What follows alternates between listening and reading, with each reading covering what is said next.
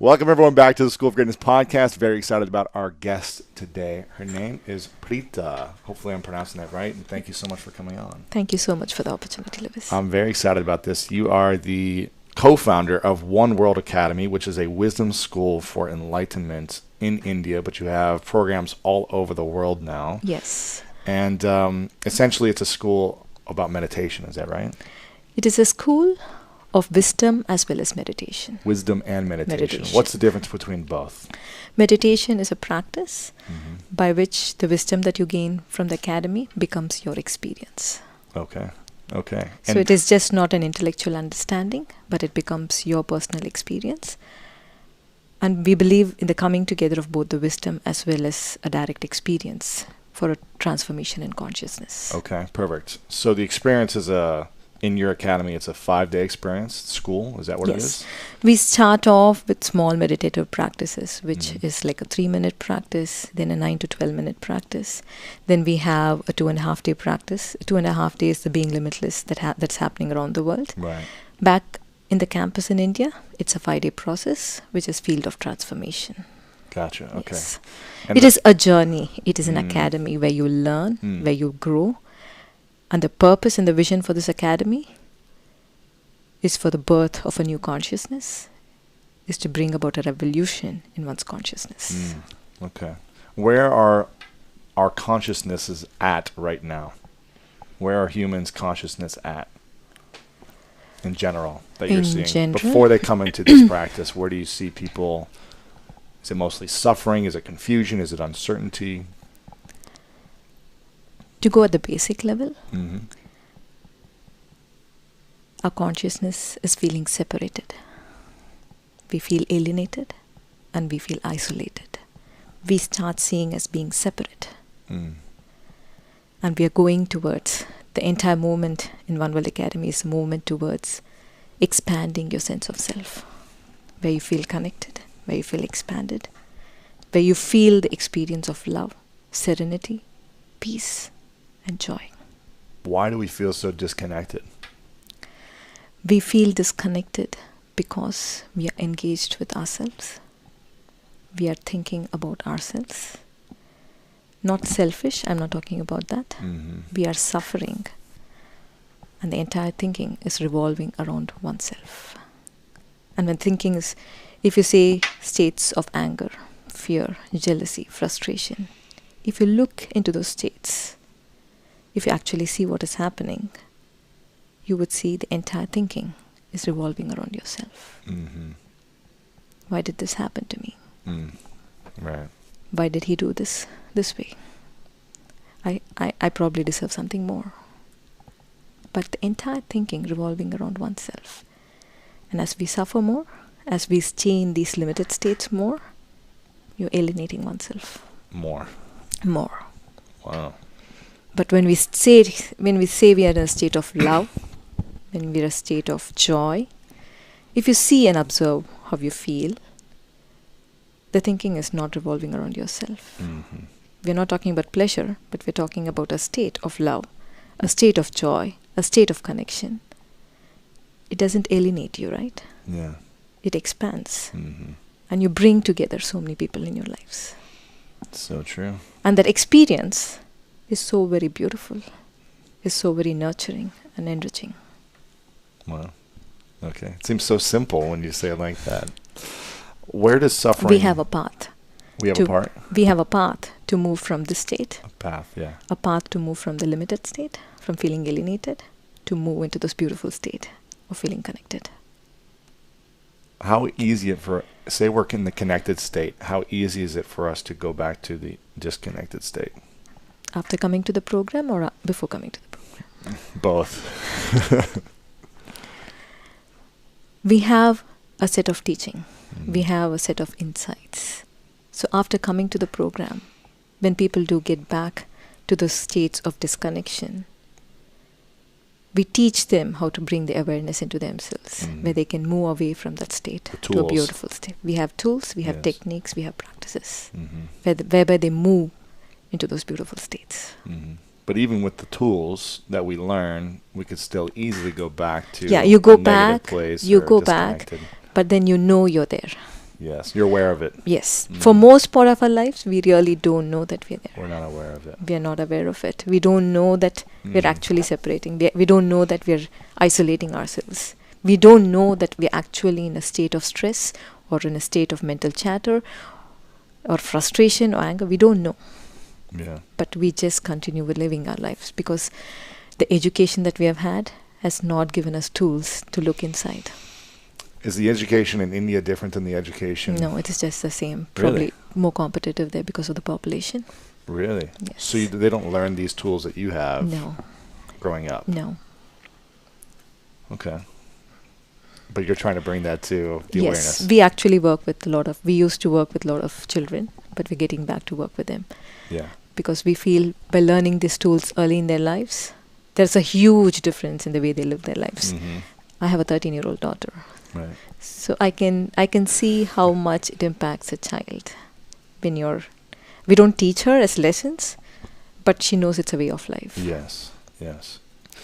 Why is it so important to have a vision individually in order to create a fulfilled life? Why do we need to have a vision? Why do we need to have a vision? Why is it important to have a vision for our lives in order to feel fulfilled or have a meaningful life? Because there's so many people that come to me and say, I don't know what I want. I don't know what my mission is, my vision is. How do I find it? And they're feeling uncertain and frustrated without a vision. So do you feel like it's important to have a vision? Or? Yes. So let me explain to you. We all have a vision. I assume that we have a vision moving towards greater success, a vision moving towards contributing more, or vision moving towards having a more beautiful relationships. Yes, we all have a vision moving forward in the external life. And few people are not able to find that also. Yeah. That is sad. One World Academy focuses on a spiritual vision. Yeah. We focus on a spiritual vision of having a vision for your internal state. Because we are not taught to move away from our limiting suffering states. We're not taught to what? To move away from Move away from. Yeah. Gotcha. We don't have a path, nor are we taught that you don't need to live like this. Yeah. You stay in frustration, continue to achieve success. You stay in stress, you want to stay in stress and anxiety, wanting to create more wealth. Right. But how many of us actually know we need to live our life from place of joy? And still, you can be so much more powerful in achieving success, in creating wealth, in contributing to your family, to your society, to your organization. The focus of One World Academy is to bring about a strong vision. You hold a strong vision for living in a beautiful state. A state where you can move away from this place of suffering to no suffering. From feeling disconnected to feeling connected. Yeah. From feeling separated to feeling one. What inspired you guys to create this academy in the first place, and how long has it been around? Yes. To talk about myself, so we're two individuals who have come together to build this academy. To talk about myself first. Yeah, I can do that. My glimpse of awakening started when I was 9 years. I always could feel another's pain and feel another's joy. I always felt connected. But at 9, I saw that the world that I was living in was not feeling the same as what I was feeling. It was just a glimpse. I was too young. Mm-hmm. At around the age of 17, I started to practice meditation. But it's nothing deep. I've always focused on the mosquito that is hovering or the something silly. The focus was not centered around myself. Mm-hmm. But down the line, I started having these experiences and expanded states in consciousness. To just name a few, a state where there were no mind commentaries. No mind commentaries. No chatter in the mind. No chatter in the mind. Negative, positive. Just still. No chatter. No chatter in the minds. For few. It is not a state that lasted for days together. I have had those glimpses. Wow. A state where there was no separate self. like I did not feel separate from you. I did not feel separate from the other. Really? So there was just... What does that feel like? Just the experience, a state of bliss. It just came and went. It is not... For a moment. Minutes. For a few minutes. Gotcha. Yes. Okay.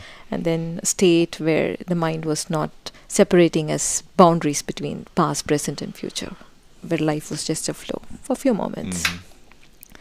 But these states have left a lasting impression. Right.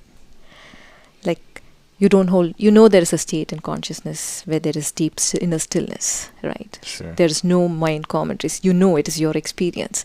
So when my mind moves into judgment, it's easy to move out of it. Right. When I actually feel separate, when I suffer, I know there is a space in consciousness where you're actually connected. It has been my personal experience. So you feel connected. So it's easy to move out of the space of suffering. And you're actually, when you say life is a flow, you're not stuck. You're not stuck between the past, the present and the future. Yeah. You know life is a flow. It is going to flow. How often do you feel suffering now, or do you? I do suffer. Really? Yes. Why and when? I do suffer when I think about myself. When my thinking revolves around myself. When I feel angry, when I feel hurt, I do suffer. How often does that occur? It probably occurs, but how easy it is for me to get out of the space. To shift. Yes. The shift, the movement away from suffering to no suffering is very quick. So it's not days or weeks anymore, like... Just few moments. And then you move on. Move on. What do you go through in your mind or heart or spirit when that occurs? When you're frustrated, you're angry about whatever happened, someone else, something that happened, what do you do to shift? If we can go back to the question that you asked me earlier, and then I can get back to this. Perfect. Yes, probably it'll give a connection. Perfect. So that was my experience. Yes. But I didn't start an academy then. At 17, right? This probably happened when I was in early 20s. Okay. Yeah. It continued to happen. My husband, we're married for 20 years now. Wow. And the academy is 7 years old. Yeah, 7 years old now. He also has had many transcendental experiences starting from the age of 11. He's had many experiences. But then the urge to start an academy happened when we had an accident in the Big Bear Lake in California. Really? I'm going there this weekend. Nothing serious. Yeah, I have a cabin there this weekend. You can have fun. Okay, good. I'm like, maybe I should cancel the trip. No, it was just a bad day. Okay. So we had an accident. It was me, my husband, and my daughter. Daughter who was 5.5 years old then. We fell into the water. We were on a jet ski. Wow. And it was a very sad moment for us as a family because we wanted to make sure everything is right. We want to make sure everything is right. He wants to make sure that everything is right, happens right for me and the little one. And he just wants everything to be perfect, not hurt. He doesn't like us to be hurt. Of course. Yes, he wants us to be in a beautiful place all the time. This happened when we were all in the water. Probably he suffered the most because he was feeling bad. He was in a very bad space. Yeah. In those moments in water, he had fundamental insights into life, into suffering, into the fundamental root cause of suffering. It came as an insight that dawned on him because he was trying to grapple to every idea. He was trying to think about why did it happen? Why did God make this happen to me? How did it happen to me? And he had a fundamental insight into all of human suffering. And he saw that every idea that he was trying to take refuge, whether it is a concept or an idea or a metaphysical idea or a religious idea or a spiritual idea, everything was just an escape from suffering. And in order to actually be free from suffering, he had to see his truth. He had to see the entire journey of his thinking. And from that space of seeing the truth, he had a magnificent expansion in consciousness. Wow. He discovered that the root cause of all human suffering is self-centric thinking. Self-centered thinking. Where thinking is revolving around oneself. When you're in this place of anger, when you're in a place of frustration, when you're in a place of hate or anxiety or stress, the entire thinking goes revolving around oneself. He had this insight while he was in the waters at the Big Bear Lake. But that experience became the foundation for One World Academy. Wow. A foundation of One World Academy which has the wisdom to pierce through suffering and also has a practice and process to move people away from that suffering. It is not something that is going to last for a few minutes and go away, but it's going to last for probably a few minutes, the experience, but it will leave a lasting impact on the way you think, the way you experience, the way you live. Right. So that became the foundation for One World Academy. Gotcha. And now getting back to the question that you asked me. What is the question? How do you move through suffering, I believe, was the question. When a moment of anger, frustration... So we have the tools, we have the path to move out of suffering.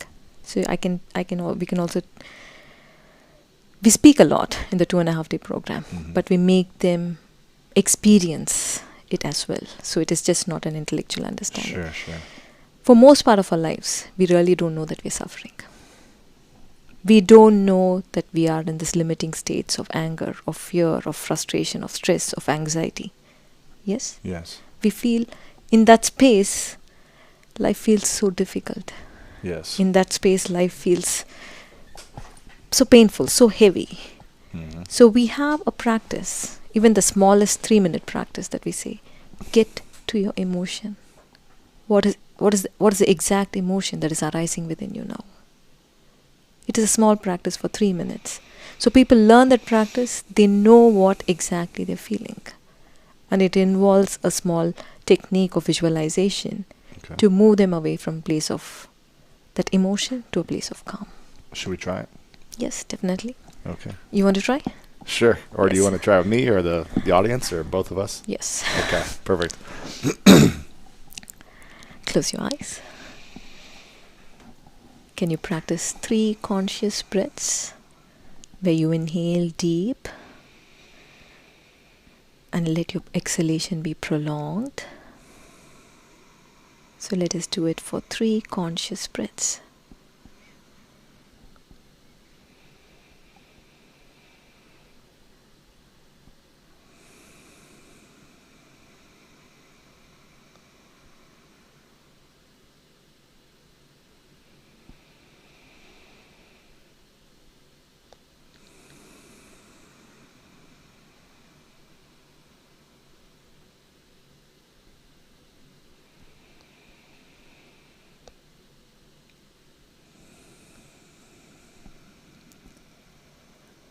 What is the exact emotion that is arising within you right now?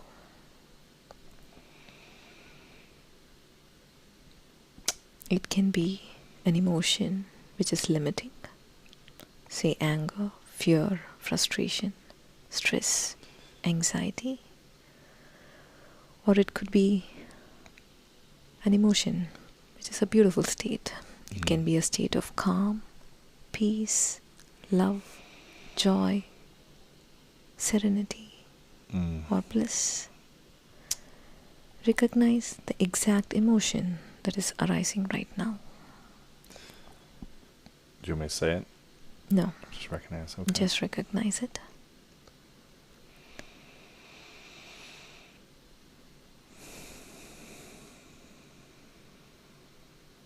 As you recognize this emotion, observe your mindset. Where is your thinking revolving around? Is it moving into the past or moving into the future? Or Is it moving in the present? Are you just in the present? Observe your thinking. If you're obsessing about your past or obsessing about your future, or are you in the present?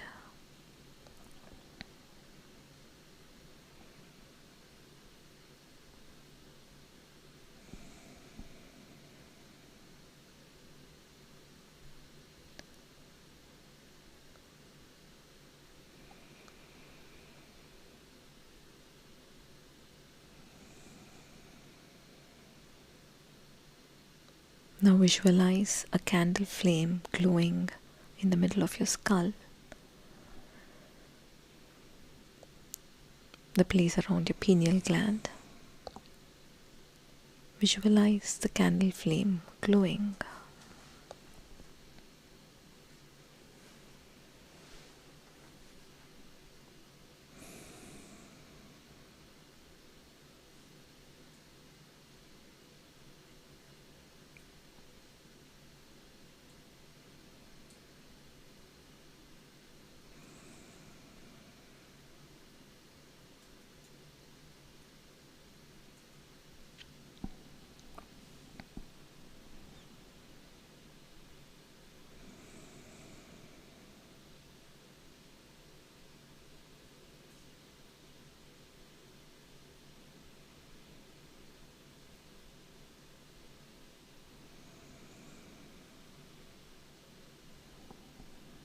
Whenever you're ready, you may open your eyes.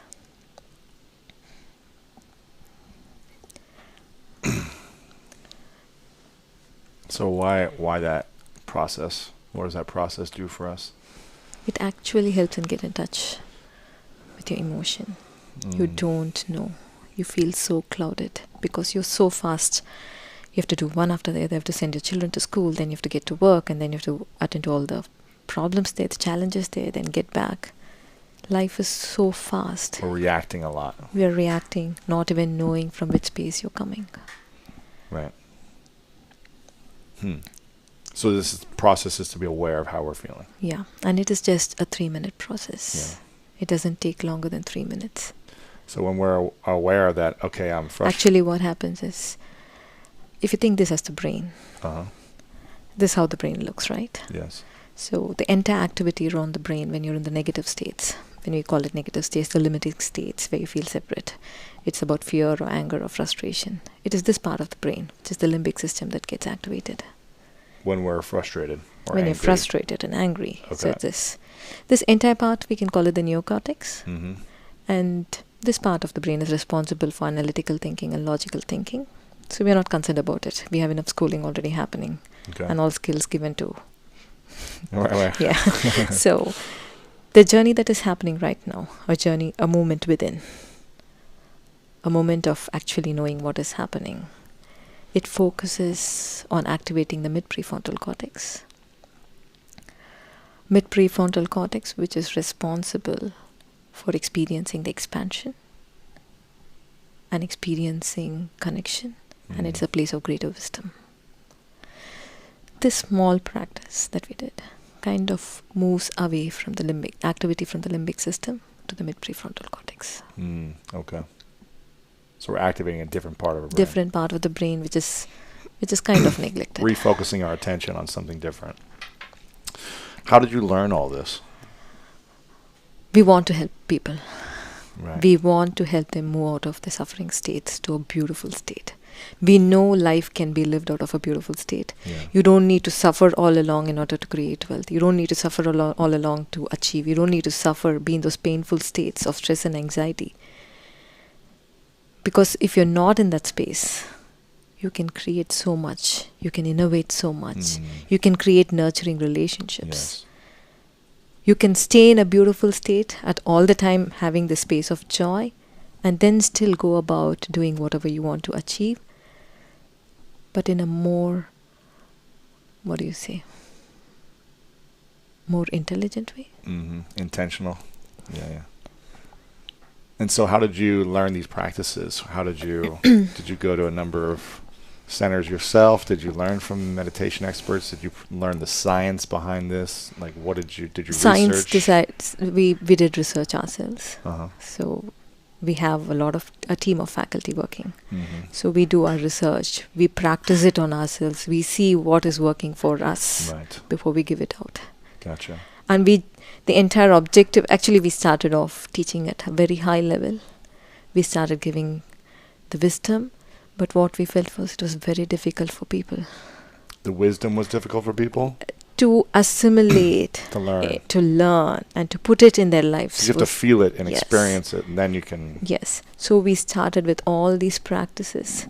So it is a combination of wisdom and practices that will kind of help them growing, evolving spiritually. Yes. At every stage in their lives. Gotcha. So you'll teach the information, but then you have people practice the information so it actually stays in their body, as opposed to just... And it leaves them transformed. It is an experience for them. Mm-hmm. It is not an intellectual understanding. Right. It is definitely not an understanding. It is a practice. Yes. Because we are used to doing things, but not used to seeing what's happening within. Right. So you're making an entire turn in their way of thinking, the way of seeing. Mm-hmm. When did you start meditating yourself? I did tell you, when I was 17. When 17? Yeah. Did you start daily practice, or did you... I just practiced whenever I wanted. Gotcha. There was nothing structured. It is just, we just practice. Did someone teach you, or is it just a way of culture? It's just a culture. It's just there. Gotcha. Yes. Okay, I'm just curious. If someone passed this on to you. It's a family tradition, so... Gotcha. Okay, family tradition. So your daughter, you say, you're not really... she just knows it because you're practicing it and... Yes. Gotcha. So she probably wouldn't sit down and meditate. Right. She's probably right now there at it. Probably, yeah, she's done it a couple of times. Yes. But I was just reading an essay of hers from school. She doesn't know I read it, but I just picked it up and I was reading it. And whatever she writes, she gets it back to a place of being in a beautiful state. She gets it back being in a beautiful state and impacting the world. And world can be a beautiful place if you are in yourself in a beautiful state. Mm-hmm. So probably it's a way of life right now because it's what is happening in the family. Natural. When your husband or your daughter or someone close to you see them experiencing anxiety, stress, frustration, disconnection from their source, what do you do in that moment? I don't teach. You don't teach. What do you do? I connect. I embrace. You hug, you connect, you say something loving. Yes. Because, see, if you are in a beautiful state, the beautiful state leaves you in a place of feeling whole, feeling not divided, feeling connected. And from this place of wholeness, it doesn't stop with you. You're having something nice, it doesn't stop with you. It extends. It extends into connecting with the other. It extends into impacting others. It extends into healing the other. It is not about, if you are in a horrible state, you know how much pain you can create. Yeah, around it, with everyone else around you. Yeah, everything can be just perfect, but you can create so much of pain around you. But if you are in a beautiful state, it extends as connection. Love and healing around you as well. It's a place of actually feeling. But if everybody in a bad state, then we have to use the teachings. Then you say, okay, guys, stop. Stop and observe. Let's see. Do and the fastest to do is my husband. He doesn't need 3 minutes. It's like 10 seconds, a moment. Very fast. So he can recognize and be like, let's shift. Yes. And, okay. He's amazing, man. Really? You should meet him. I would love to meet him. Yes. Yes. I already want to come to India now and do this. So, so you don't teach. Okay. Your way of being is what resonates. Your energy. Yes, at that moment. So should you say anytime here, if someone's frustrated or angry or stressed, I should just give them a hug? Yeah, over here, yes. If you're in a beautiful state, the way the hug can create magic will be amazing. I love to hug, so yes. That works for me. What does it do to us emotionally when we feel a hug or give a hug? Do you know? A sense of comfort. A sense of feeling connected. Right. What if someone doesn't want that? They're so angry. They're just like, it's get not away a question from of me. not wanting. It's in Indian culture, we don't hug. Oh, you don't. You don't. Yeah, I tried to hug you guys in the beginning, and you were like, In Indian culture, we don't hug. It is namaste. Oh, okay. But it's a beautiful feeling to hug. Yeah. So you don't hug at all? No, I hug my husband. I hug my daughter. Gotcha. But not strange white men like me. Yeah. We're like big, like, who is this guy giving me a hug? I apologize. No, it's perfect. We understand the culture. Gotcha. Yes. Okay. So but you don't hug other people, though? You don't hug anyone outside of your family in India, is that right? If they're feeling anger we or hug frustration? women. We hug the same gender. Okay. Yeah. But not big white men, I'm sorry. No, it's fine. It's fine, Louis.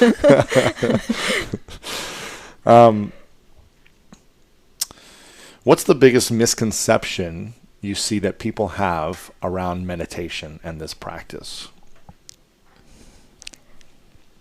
They say, I think they feel it is only for a few. Mm-hmm. But what we feel it is for everyone. Yeah. It is of utmost importance to everyone, especially taking into consideration the present lifestyle that we are leading.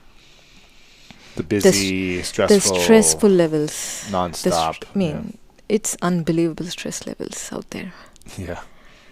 Everywhere. Everywhere. Every country, everywhere. Every city. country, every place, every individual, every age. Why? Why do we have so much stress today? Because we have not brought attention to ourselves. We are just building over stress. We don't know that there is another way of living. We don't know that it is possible to achieve even if you're not in that space. So many people think only if you're stressed you're going to achieve. Only if you're in fear you're going to move forward. But not many people know that you can be in a beautiful state of calm but still achieve. It is a state of calm courage through which you can move through life and still achieve. Why do people feel they need to achieve in order to, when they achieve, generate wealth, have whatever, then they'll be peaceful, then they'll be calm, then they'll be happy? That's wrong understanding.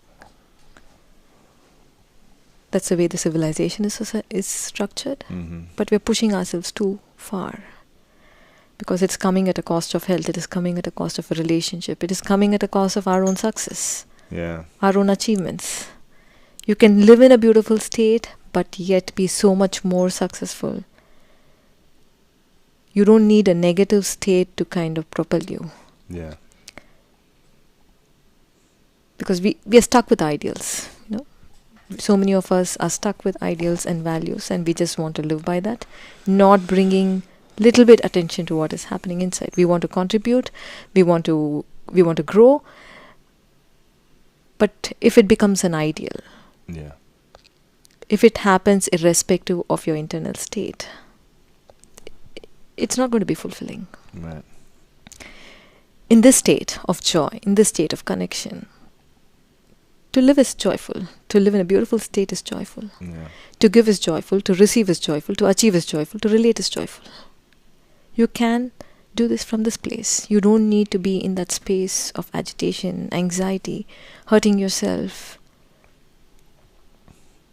You can still move ahead in this place. How does someone let go of guilt or shame if they become aware that, wow, I've been living this way my entire life. I've been angry towards people. I've been nasty.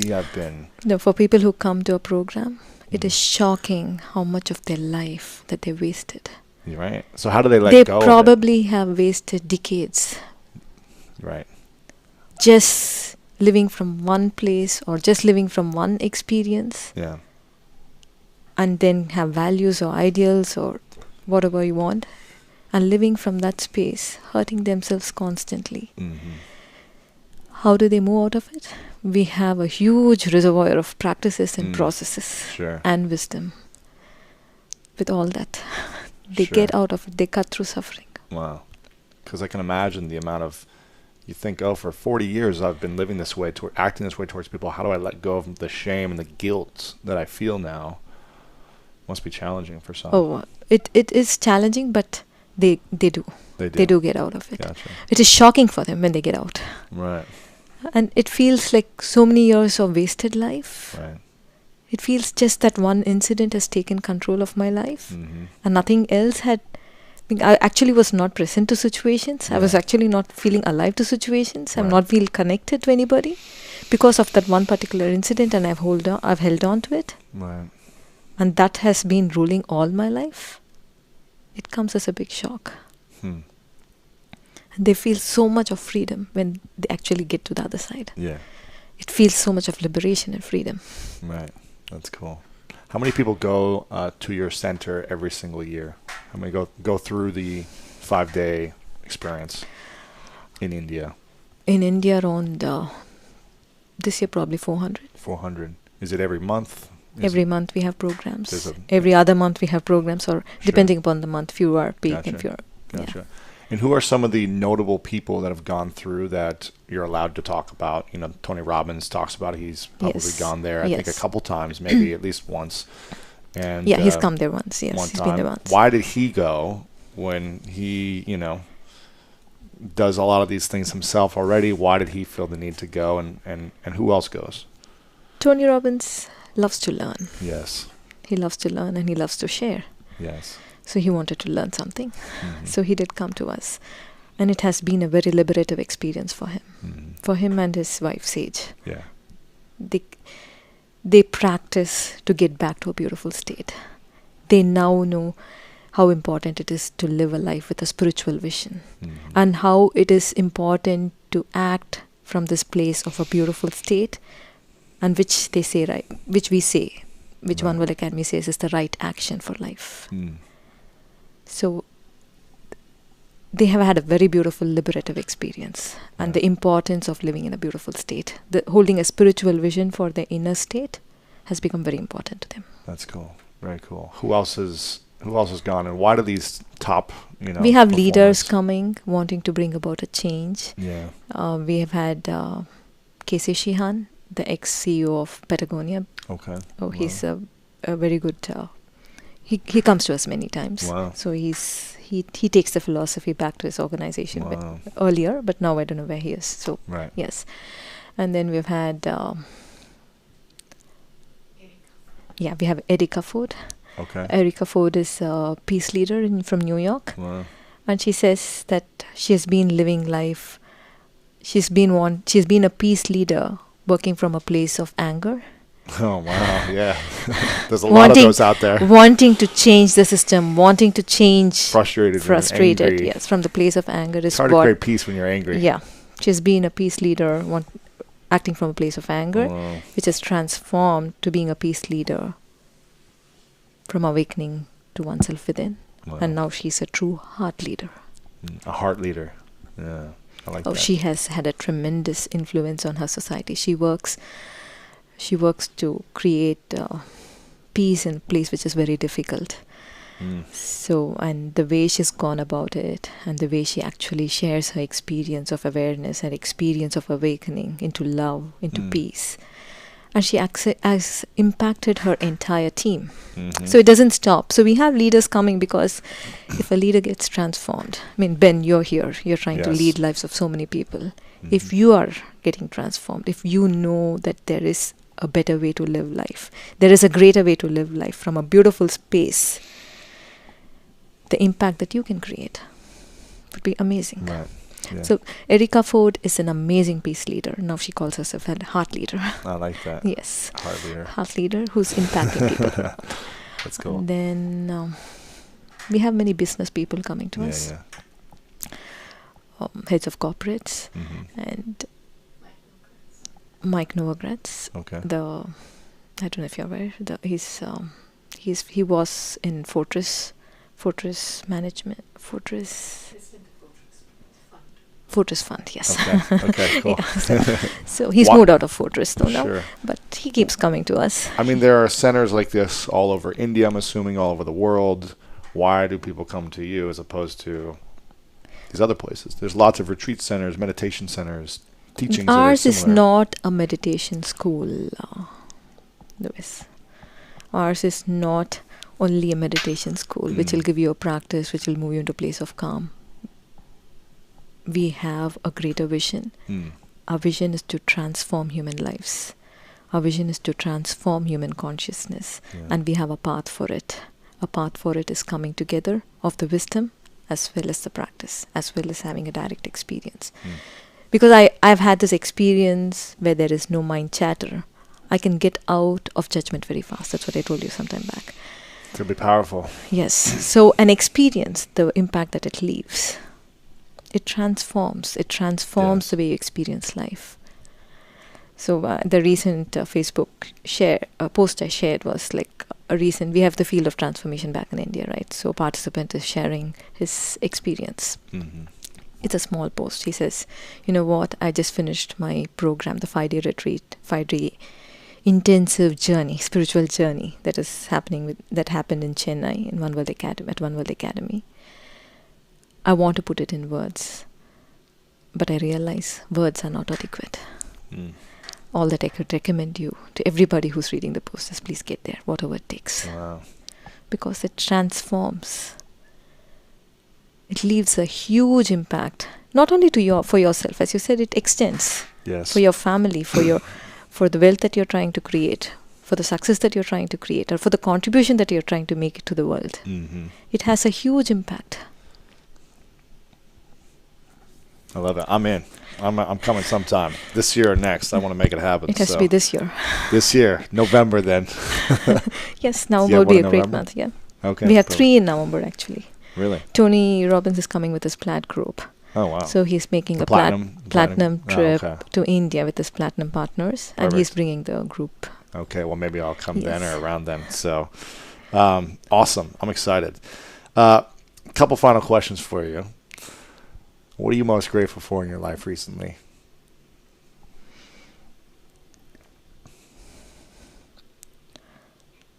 I'm very grateful to my husband for every act that he does consistently he has done for the past 20 years. Because he actually believes in living in a beautiful state. Yeah. And even if there is a little thinking that's happening within me, he wants me to see that I'm in a beautiful state. The consistent attention that he can bring to my inner world, to my feeling, the way I feel, the way I experience joy or suffering, the attention that he can bring is amazing. Wow. And I'm forever grateful. I think that will be the first thing that will be grateful for any time in my life. Really? Yes. That's cool. That's very cool. How did you guys meet? In India, we have the custom of, not custom, I would say, we are cousins. We've known each other forever. But it's a tradition in India where cousins get married. Gotcha. Gotcha. Okay, cool.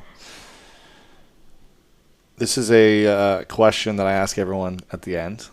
It's called the 3 truths. 3 truths. The 3 truths, okay. 3 truths. So let's say it's many, many years from now and it's your last day. It's your last day here. And everything you've ever created is gone for whatever reason. It's been erased, hypothetically. Obviously, it'll live forever, but it's gone. And someone gives you a piece of paper and says, we want you to write down the 3 things you know to be true from everything you've shared and learned in life. What are the 3 things you know to be true that you would pass on to everyone? And it's just one piece of paper, 3 truths. What would your 3 truths be?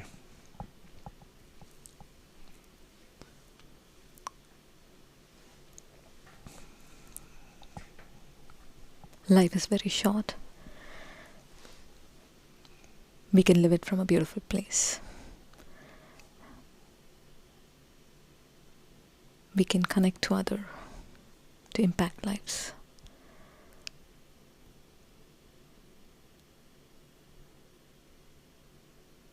And from this place of being in a state awakened to love, from a state awakened to calm courage, from a state awakened to joy, you can create a new world. I like that. Before I ask the final question, I want to acknowledge you for a moment, Preetha, for your incredible gift to humanity in transforming lives. Thank you, Louis. Thank you for this opportunity, for taking it to millions. Yeah. I mean, you're a stand for transforming hate into love, and for creating heart leaders as opposed to peace leaders or angry peace leaders. And you're transforming relationships in the process with people's selves, but then with their families and their communities and everyone else. So I want to acknowledge you for your constant contribution to serving, for traveling all over the world, taking 24-hour flights every week to get this message out there and to be in service to others. It means a lot to me. Yeah. Where can people find out about this? Is it oneworldacademy.com? Yes, you're right. And they can come to a workshop in India, or there's different centers and workshops around the world. Around the world. So you can go to a 2-day workshop in a state or city near you. I don't know when this podcast is going to be alive. We have something happening on October 7th, 8th, and 9th in Los Angeles. Perfect. There you go. So anyone in Los Angeles, come. And all the information for all these dates is at oneworldacademy.com, right? Yes, okay, it perfect. is correct. Perfect. Final question for you is, what is your definition of greatness? My definition of greatness.